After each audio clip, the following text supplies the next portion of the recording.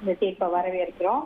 ஏன்னா இந்த தீர்ப்பு பல தடைகளை கடந்து பல சவால்களை எதிர்கொண்டு வந்திருக்கிற ஒரு தீர்ப்பு.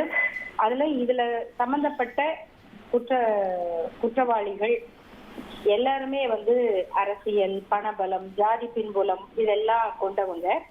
ஆகையினால இப்படிப்பட்டவங்களுக்கு மேல வழக்கு நடக்கிறது அப்படிங்கிறதே ஒரு பாதிக்கப்பட்ட பெண்ணுக்கு பெரிய சவாலாக இருக்கும்.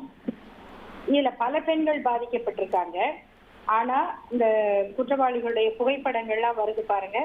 யாருமே நம்ம திரைப்படங்கள்லயோ மற்றதுலயோ காட்டுற மாதிரி இப்படிதான் இருப்பாங்க குற்றவாளிகள் அப்படின்னு சொல்றோமே, அது எல்லாத்துக்கும் மாறாக இருக்காங்க.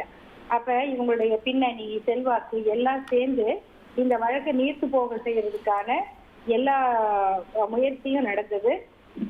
அந்த கட்டத்துல நானும் இன்னும் 5 வழக்கறிஞர்கள், வழக்கறிஞர் தன்சிராஜ், அஜிதா, சுதா, இன்றைக்கு எம்பியாக இருக்கக்கூடிய சுதா, இது மாதிரி எல்லாரும் சேர்ந்து இந்த விசாரணை பெண்கள் அமைப்பினுடைய மேற்பார்வையில நடக்கணும், அந்த பெண்களுக்கு பாதுகாப்பு கொடுக்கணும், இந்த வழக்கு விசாரணையை மாற்றணும், இப்படி எல்லாம் கோரிக்கைகளோட வழக்கு தொடுத்திருந்தோம்.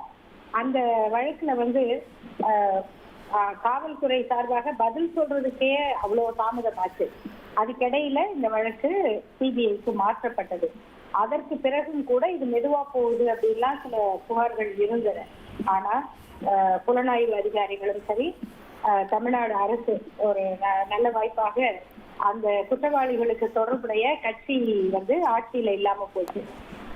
அதனால ஆட்சி மாற்றம் ஏற்பட்ட பிறகு இந்த வழக்குல அந்த பெண்களுடைய அடையாளங்களும் வெளியிடப்படக்கூடாது அப்படிங்கிற கவனத்தோடையும் நடந்திருக்கு. அரசு வழக்கறிஞர்கள் ரொம்ப சிறப்பாக வழக்கு நடத்தியிருக்காங்க. 48 சாட்சிகள்ல ஒருத்தர் கூட பிறழ்ந்து சாட்சி சொல்லாம, மாறி பேசாம, எனக்கு தெரியாது, நான் சொல்லல, போலீஸா சொல்லிடுச்சு அப்படியெல்லாம் சொல்லாம ரொம்ப சமூக பொறுப்போட சாட்சி சொல்லியிருக்காங்க.